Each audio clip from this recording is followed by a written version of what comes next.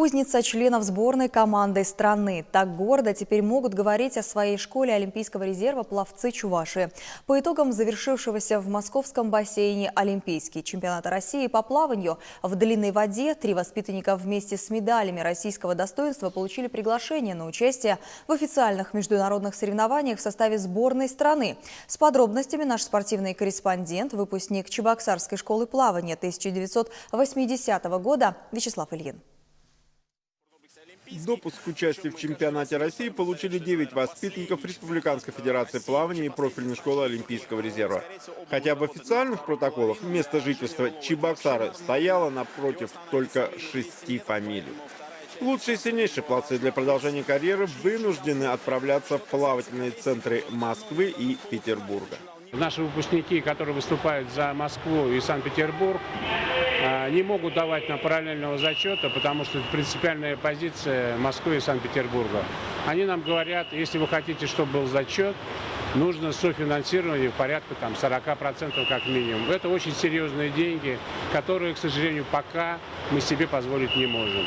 Однако это не мешает президенту Республиканской федерации плавания Игорю Воронову радоваться успехам его вчерашних подопечных. Александр Егоров установил юношеский рекорд России в плавании на 800 метров вольным стилем. А довеском к серебряной медали стала путевка на чемпионат мира. Бронзовую медаль на дистанции 400 метров комплексным плаванием получила Арина Кошкина. И теперь будет представлять Россию и Питер на юниорском первенстве Европы, где компанию составит экс-чебоксарец Никита Данилов. Впрочем, и у доморощенных пловцов шанс был. В финальном заплыве на дистанции 100 метров на спине с новым рекордом Чувашии и 6-м результатом в стране финишировала подопечная Татьяны Давыдовой 16-летняя Елена Давыдова. Лена Давыдова, которой буквально 13 сотых не хватило для попадания в сборную команду по плаванию на чемпионат юношеской Европы. 13 сотых. Мы очень за нее переживали и болели, но мы верим, что у нее еще все впереди. И как успех я расцениваю 6-е место в основном финале. Верим мы и в тех воспитанников школы Олимпийского резерва, кто сегодня в старейшем бассейне республики, отметившем полувековой юбилей, закладывает базу будущих побед.